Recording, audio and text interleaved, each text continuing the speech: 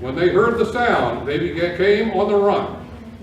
Then when they heard, one after another, their own mother tongues being spoken, they were thunderstruck. They couldn't for the life of them figure out what was going on, and kept saying, "Aren't all these Galileans? How come we're hearing them talk in our various mother tongues? Parthians, Medes, and Elamites, visitors from Mesopotamia, Judea, and Cappadocia, Pontus and Asia, Phrygia and Pamphylia, Egypt and the parts of Libya belonging to Cyrene, immigrants from Rome, both Jews and proselytes, even Cretans and Arabs. They're speaking our languages, describing God's mighty works." Their heads were spinning. They couldn't make head or tail of any of it. They talked back and forth, confused. What's going on here? Others joked. They're drunk on cheap wine. That's when Peter stood up and, backed by the other 11, spoke out with bold urgency. "Fellow Jews, all of you who are visiting Jerusalem, listen carefully and get this story straight. These people aren't drunk, as some of you suspect. They haven't had time to get drunk. It's only 9 o'clock in the morning. This is what the prophet Joel announced would happen. In the last days, God says, I will pour out my spirit on every kind of people. Your sons will prophesy, also your daughters. Your young men will see visions. Your old men dream dreams. When the time comes, I'll pour out my spirit on those who serve me, men and women both, and they'll prophesy. I'll set wonders in the sky above and signs on the earth below, blood and fire and billowing smoke, the sun turning black and the moon blood red. Before the day of the Lord arrives, the day tremendous and marvelous, and whoever calls out for help to me, God, will be saved." For the word of God in Scripture, for the word of God among us, for the word of God within us. Thanks be to God.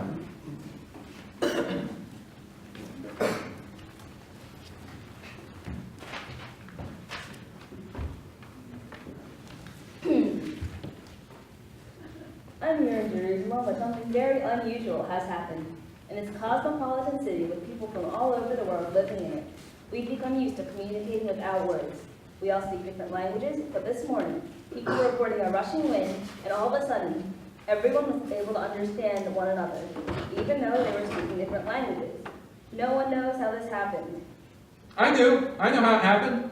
But this Parthian was here. Parthian person, what happened? Oh, wally yip heavy, vermin yum yum, what much wally yip have hamina. I don't understand you. Oh, wally yip heavy, vermin yum yum, much wally hip heavy have bad hamina. Yeah, you're not making any sense. And so, whatever people reported happening is no longer happening. And many people speculated that perhaps everyone is just drunk too much Kool-Aid early in the morning, so maybe it's not that amazing. Have you ever seen me when I drank too much Kool-Aid? I'm super intense. Anyhow, we're back to no one understanding one another. Nothing much happening here. Back to you, Pastor P. Diddy.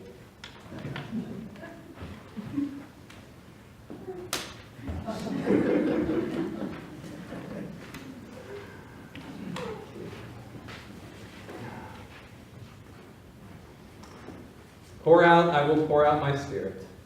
Earth shall be much more than it seems. Both sons and daughters shall prophesy. Young and old shall dream dreams.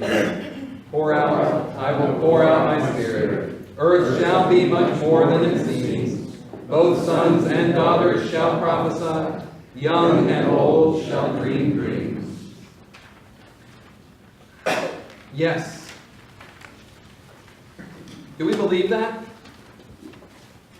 Do we believe that that's the way of the world? Believe that that's how things will happen? We like Pentecost.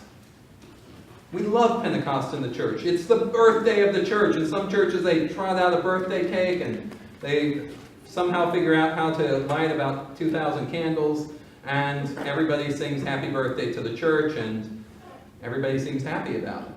It's a great day.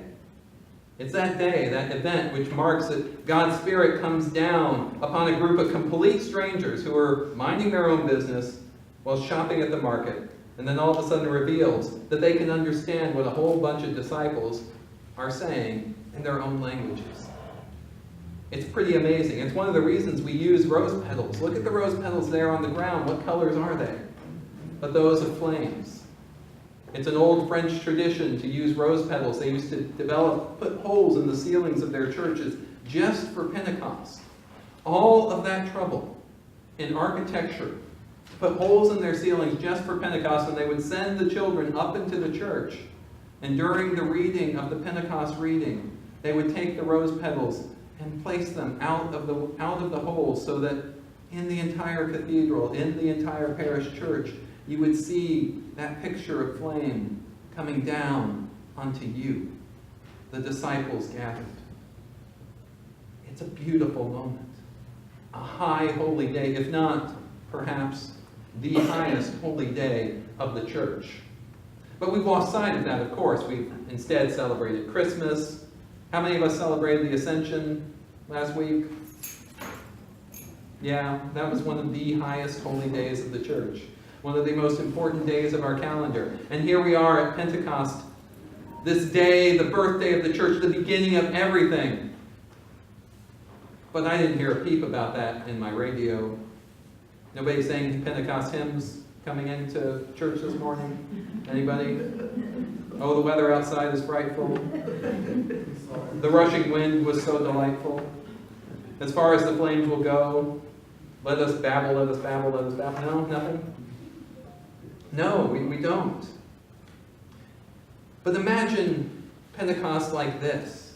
Imagine that you're there at Target on a Saturday morning, or Target, however you want to call it. And you're out there shopping for your events, and it's a multicultural Target, so the people are talking various different languages. And you see the person in front of you who's standing in the way of your cornflakes, and you recognize that she's French, because everybody knows what a French person looks like, right? Obviously, we can stereotype this. And you ask her to move out of the way, and she says in perfect French, and you understand it, oui, oui. And she steps aside. Is that Pentecost? No, maybe it's more complex than that. But the reality is that in any given Target, on any given day, whether you're in Middle America, North Carolina, California, or right here in Edgewater, Annapolis, there are already different languages being spoken. Of course, there's the easy ones for us to list off. The foreign languages of families who have moved to the United States from elsewhere, who are here to start a new life in a country renowned the world over for opportunity regardless of color, race, or creed. But there are other languages too. Not necessarily the English language, but the language of people who have lived and been marked by poverty. There's a language of homelessness. There's a language of wealth and privilege. There's a language of love or of abuse, of shame or of trauma or of need. There is a language that marks a person as a part of a socioeconomic area or a region. A minor example. How many of us say pop or soda? Pop? Pop? I've heard both. Pop? How many of us say soda? Yeah, we're definitely the East Coast, aren't we? How many of us grew up around Atlanta, and no matter what it was always Coke? Exactly. Whether or not it was a product of the Coca-Cola Corporation. In Annapolis, there is a language of downtown. There is a language of uptown. There is a language of Clay Street, the language of a black church, the language of a white church, the language of the Hispanic church, the Muslim mosque, the synagogue. There's a language of the LGBT community. And the realization I learned just Thursday that 30% of unaccompanied homeless youth in Anne Arundel County are LGBT youth, kicked out of their homes for their sexual identity. That's 100 youth in this county. And they have a language. They have a language that is born of abandonment and suffering, of challenge and difficulty. They have a language that few of us could ever be fluent in without sharing those experiences.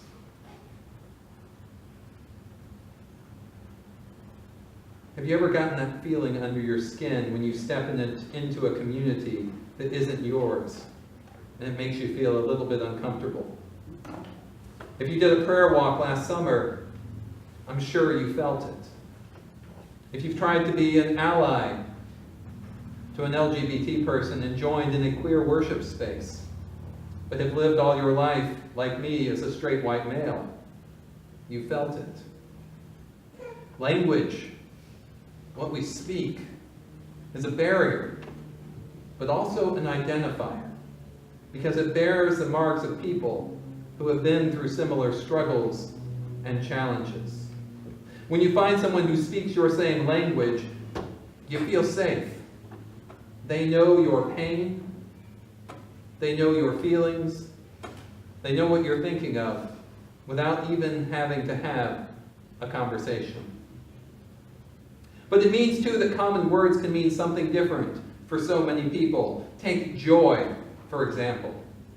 In a study by the University of East London, the translations for what Google Translate might give for joy, well-being, happiness, and pleasure really have deeper meanings. Kapune in Portuguese.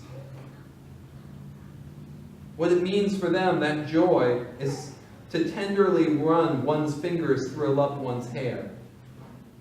Can you feel that joy? Giggle, Gigil, in Tagalog.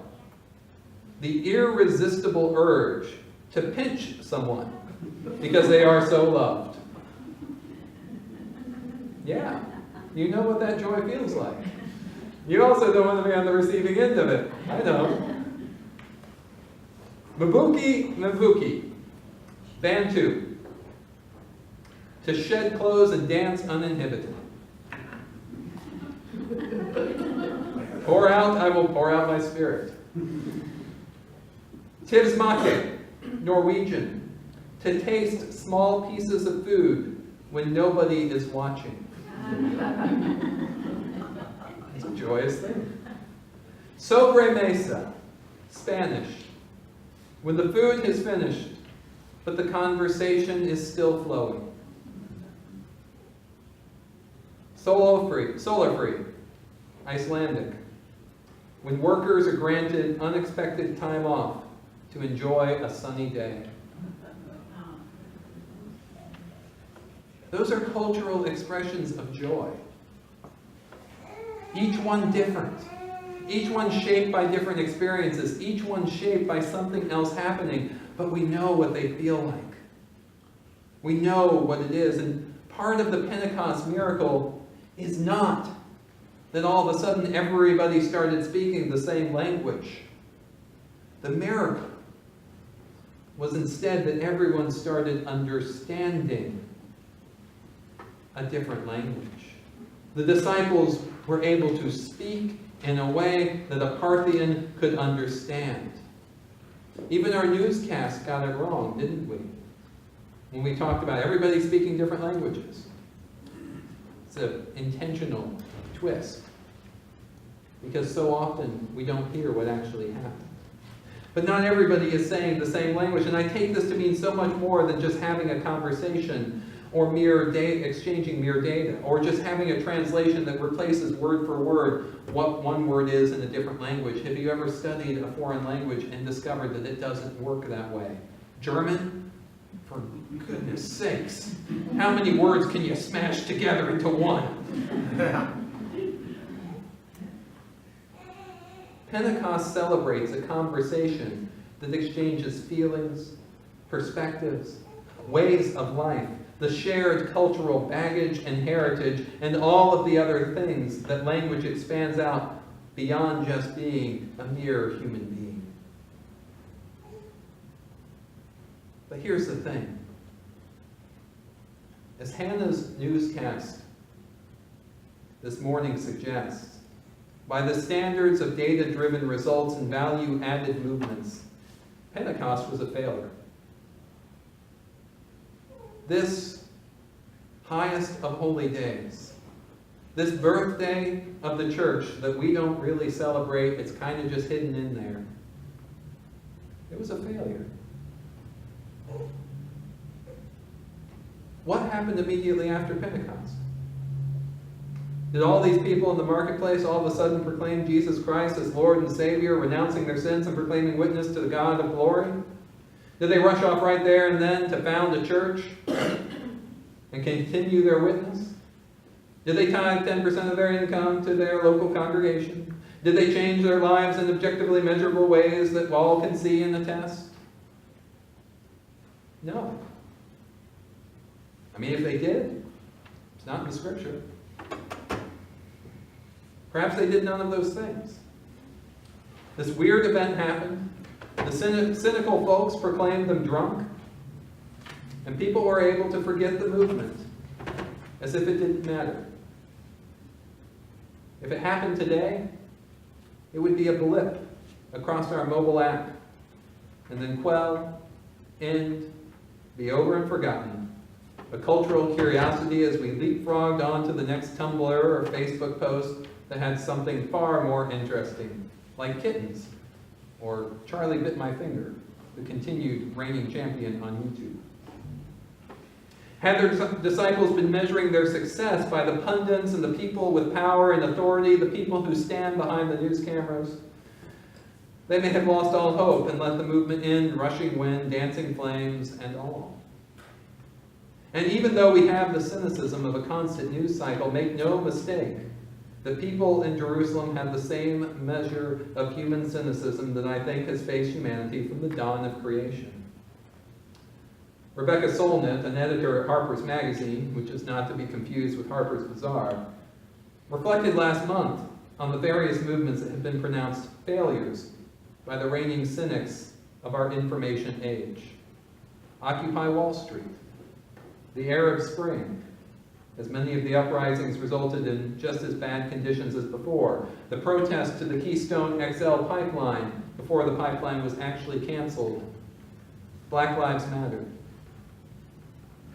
These are the targets of the phenomenon of oversimplification, a desire in many people to break down these spirited, wild movements into measurable, understandable chunks, without being open to the possibility that they might be beyond easy explanation. Solnit argues that these events gave birth to tangential movements that, over time, will make profound differences.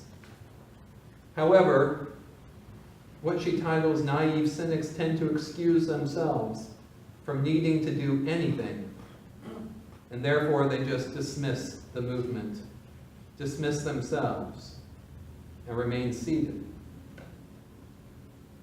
And they're in the majority.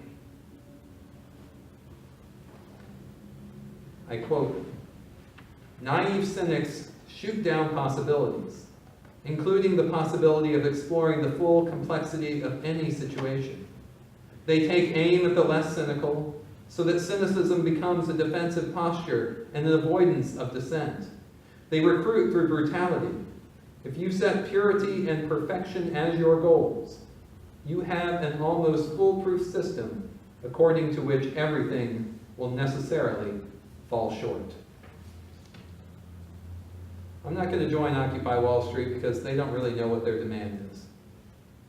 I'm not going to join Black Lives Matter because I'm not sure I like what they're saying and I haven't really thought about it and it's just not my thing.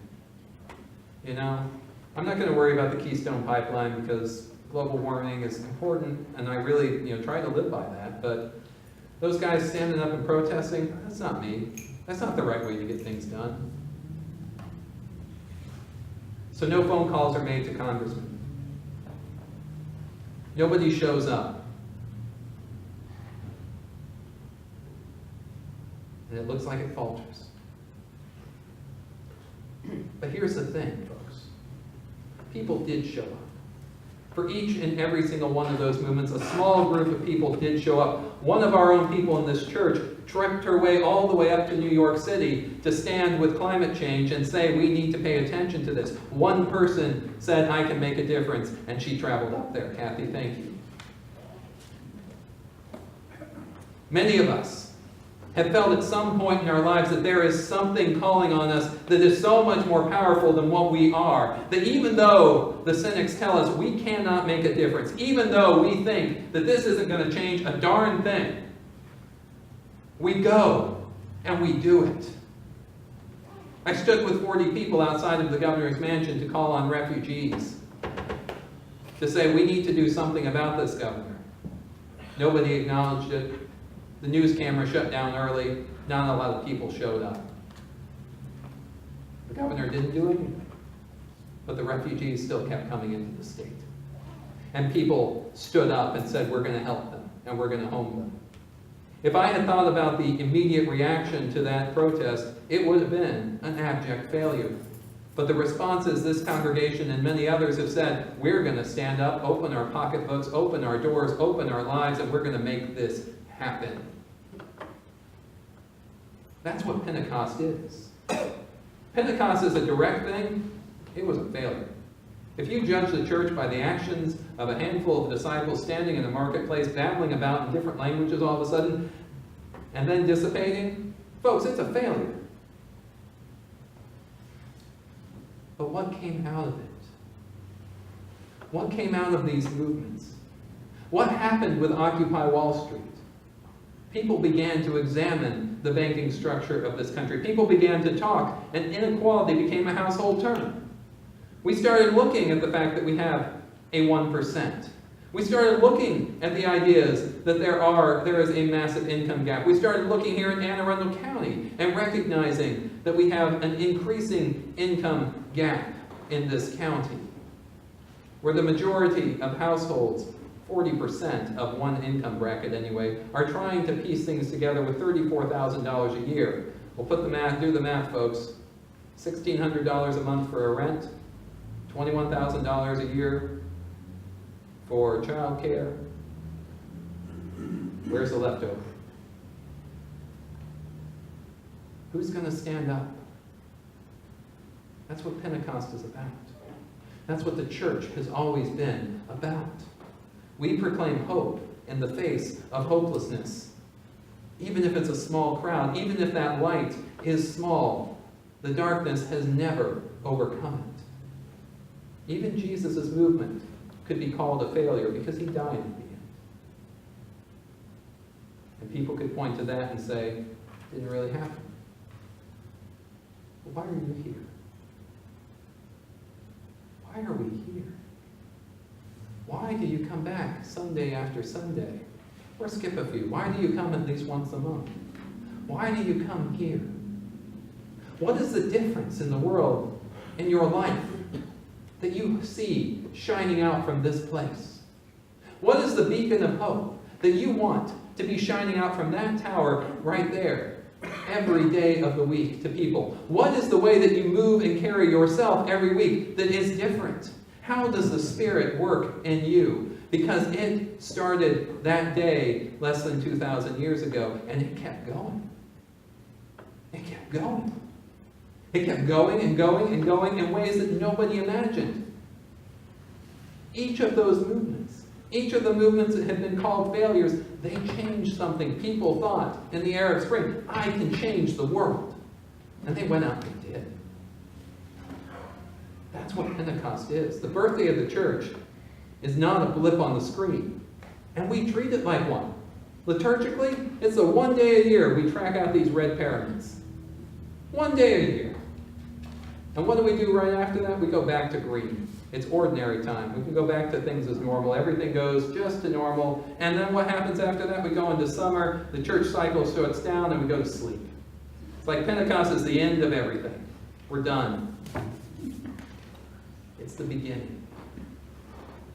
This is the beginning of the church year. This is the beginning because it's small. Because it doesn't seem like it's going to do anything. It doesn't seem like it's going to achieve anything. But that's the point, folks. When people of faith have faith that they can make a difference, when people of faith believe that they can change the world, when they bind together, regardless of their differences, and reach out, it matters. It matters. It makes an impact. Because it didn't take a whole lot of people to make a difference back then. It took a band of disciples to found a church that has gone all across the world. That's it. It took their conviction to follow the Spirit, and it was not easy. They did it. Look at your time. Look at your talent. Look at your treasure. Look at ways that you can join up and help. 100 LGBT youth kicked out of their homes in this county.